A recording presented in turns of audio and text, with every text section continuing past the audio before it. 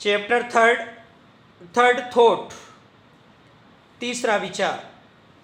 Question number 1, who tell the story to the authors, authors को ये story किसने सुनाई? आंसर इसका a friend of the author, author का एक मित्र था, टेल्स वो सुनाता है this story to the authors.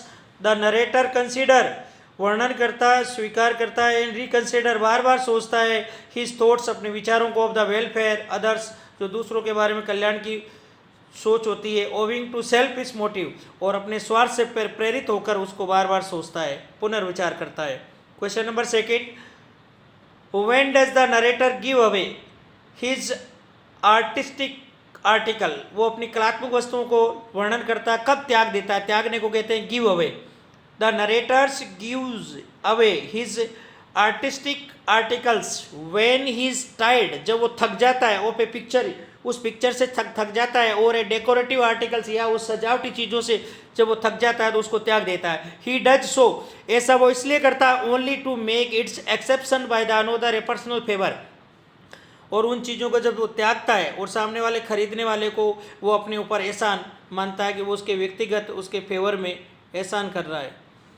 Question number 3, why did the narrator go to the market with the intention of the buying the painting, वर्णन करता मार्केट क्या इस इरादे से जाता है, पेंटिंग को खरीदने के इरादे से?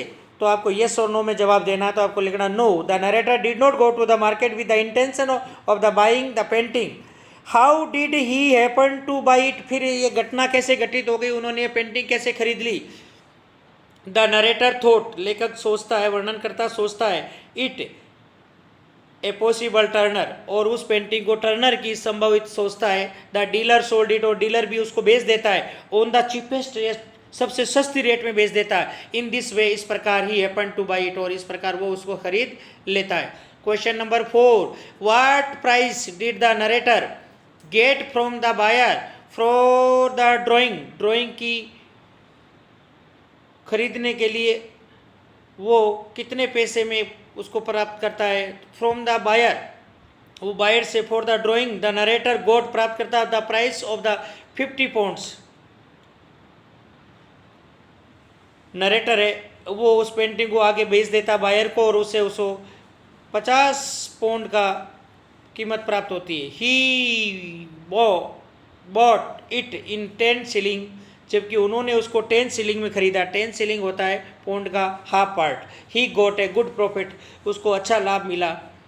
Question number next, why did the dealer sell the drawing, उन्होंने ड्राइंग को क्यों बेचा? So cheaply to the narrator, वर्णनकर्ता को इतने सस्ते में डीलर ने क्यों बेचा?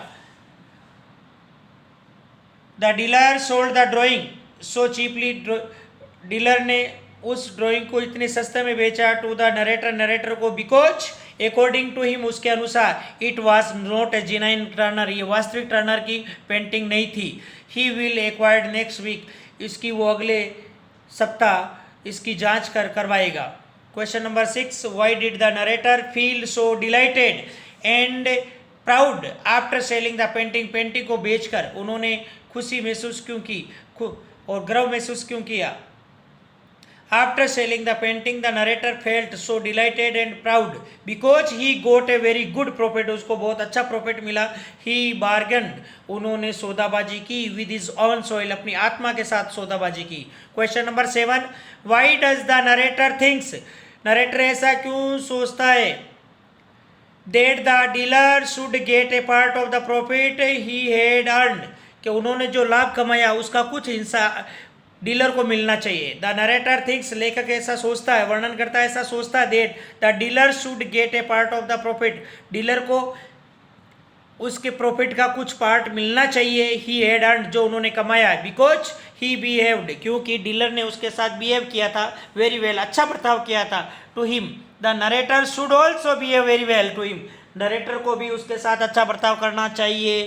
Question number 8, in his mood of the elation, खुशी के मन की स्थिति में, द नरेटर रोट, लेखक लिखता है, इन द फर्स्ट नोट, अपने पहले पत्र में लिखता है, टू द डीलर, डीलर को लिखता है, that the potential Turner drawing turn out to the authentic, कि जो आपने मुझे भेजी है वो ऑथेंटिक निकल गई। ही एनक्लोज्ड, और वो उसके साथ आधा पैसा जोड़ रहा है, half of the proceeded.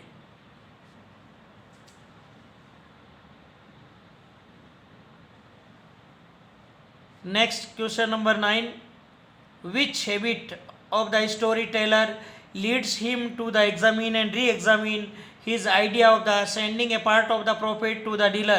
Which habit of the storyteller, कहानी जो बताने वाला उसकी कौन सी आदत है उसको ये अग्रसर करती है बार बार सोचने के लिए, पुनः सोचने के लिए, जो विचार उनको आता है प्रॉफिट भेजने का डीलर उसके बारे में बार बार वो सोचता है, पुनः सोचता है। The habit of the thinking, उसके सोचने की क्षमता है, ऑफ द स्टोरी टेलर, वो लीड्स अग्रसर करती है टू हिम, उसको एग्जामिन एंड री एग्जामिन, जांचना पुनः जांचना, अर्थात विचार करना पुनः विचार करना इस आइडिया को।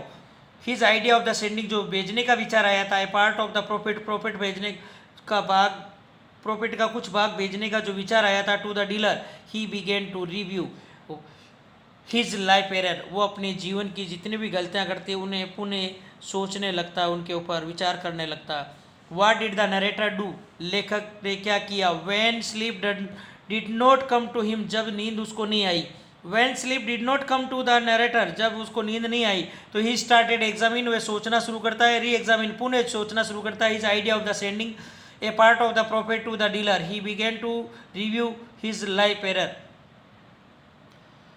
Why does the narrator term the bargaining as a straightforward matter between the dealer and the customer?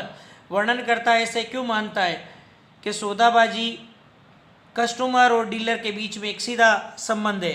The narrator terms the bargaining as a straightforward matter between the dealer and customer because this thinking में save, क्योंकि ये सोच उसको बचा लेती है, from the pinch of the conscience, आत्मा की चुभन से उसको बचा लेती है। He bargaining with his own soul, क्योंकि लेखक भी अपनी आत्मा के साथ सौदाबाजी करता है। Thank you, chapter clear.